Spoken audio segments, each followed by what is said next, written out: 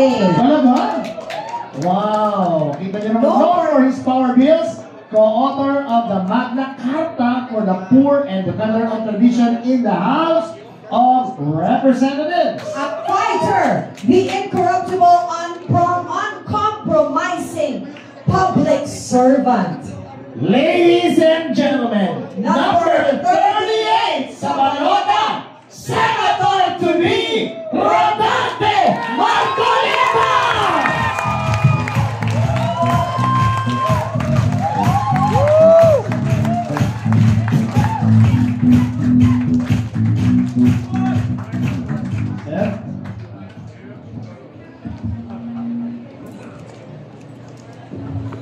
Magandang hapon po sa ating lahat. Kanina po sabi ni Senator Bato, kasama po siya sa mga nagbebenta ng suka. Yung iba naman po siguro ay bumibili ng suka. Alam po ninyo ako, dahil sa hirap na dinaanan ko sa aking buhay, nangungutang po ako ng suka. Pero kahit po gano'n, kahit na tayong lahat ngayon na nandito ay pinaglihi lahat sa suka, tayo po lahat ay nakakakilala.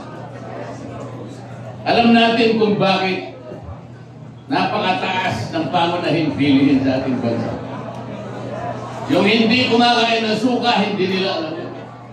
Alam din natin na lubog na ang ating bansa sa korupsyon. Kahit tayo, naaamoy lang natin ay suka. Pero sila hindi nila alam. Sapagkat karamihan sa kanila ay involved sa korupsyon. Tama. Bakit humirap ng humirap ang ating bansa? 30% po ng pera ng kababayan na uuwi sa korupsyon. Tingnan po ninyo ang budget nyo ngayon. Budget natin sa taong ito, 6.325 trillion. Pag tinanggal mo po ang 30% dyan, ang dapat na national spending lang natin ay 4.5 trillion. Yun lang ang kailangan natin. Ano yung kanilang projected revenue? 4.8 trillion pesos. Alisin mo yung 30% na corruption, dapat 5.5 trillion yun. Sa mga tweet, ang gross revenue natin, kung wala ang corruption, will be 5.5 trillion. National spending, walang corruption, 4.5 trillion. Meron tayong surplus na 1 trillion pesos. Baliktad ang nangyari. Ngayon po, ang ating deficit, projected deficit, 1.5 trillion pesos. Katumbas ng mangungutang tayo 122 billion pesos per month. 4.2 billion pesos per day or 173 million pesos per hour. Bakit po yung hindi kumakain ng suka, hindi niya maintindihan niya? Bakit tayo po na ipinaglihilan sa suka ang nakakaintindi nito? Napakalaki po ng problema at hamon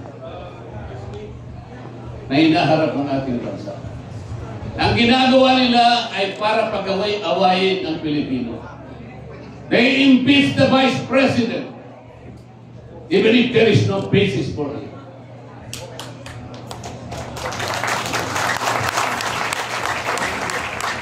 Tama po yung sinabi ng mga kasama ko. Noong pong nasa Cagayan de Oro kami, sinabi ko na, itaga mo ito sa bato, Senador. I-impeach nila ang Vice President. Nangyari na po. So, ang gagawin nila ngayon, even if the impeachment complaint was a handiwork of the 19th Congress, ang gagawin nila pagdating ng 20th Congress, pipilitin nila na doon nila litisin ang ating Vice President. There is a constitutional issue here. Kailangan po ninyo yung abogado na makakarating sa 20th Congress. Kailangan po ninyo yung abogado na lalaban para sa inyo, para sa katuwiran. Sapagkat kung wala po kayong dadalhin na abogado doon na magtatanggol, our country will be going to the dogs. Hindi ko na po hahabaan ang aking sasabihin. Nagkakaintindihan naman po tayo. Gusto ko na lang ikwento sa inyo nung inimbita po ako ng Filipino Inventor Society.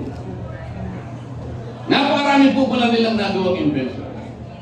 Ang Pilipino pala nakagawa ng karaoke, ng yoyo, ng bamboo incubator, ng 3-in-1 jeepney, ng isang unsinkable portable boat, ng isang laser acupuncture device. Napakarami po. Pati pala banana ketchup, Pilipino pala naka-invento. Ang sabi ko po sa kanila, bakit hindi kayo naka-invento ng isang aparato na kailangan natin, lalong-lalo na sa panahon ng eleksyon? Katulad po ng isang scanner na kung saan yung po kumakandidatong senador ngayon, 65 yata silang lahat. Padadaanin po nyo sa aparato na yan para makita natin kung sino yung qualified. Madali po yun para hindi na mahirapan ang ating bansa. Padaanin po yung 65 na tumatakbong senador. Maniwala kayo sa akin, kapag kayong na-invento ng aparato na yun ay matino, alam po ninyo kung sino lamang ang lulusot doon? Ito pong mga kandidato ng PDP lamang.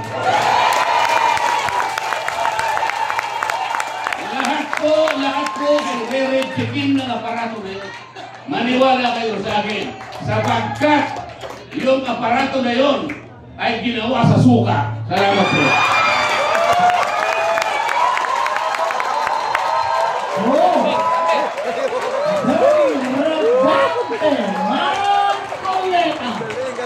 Galing!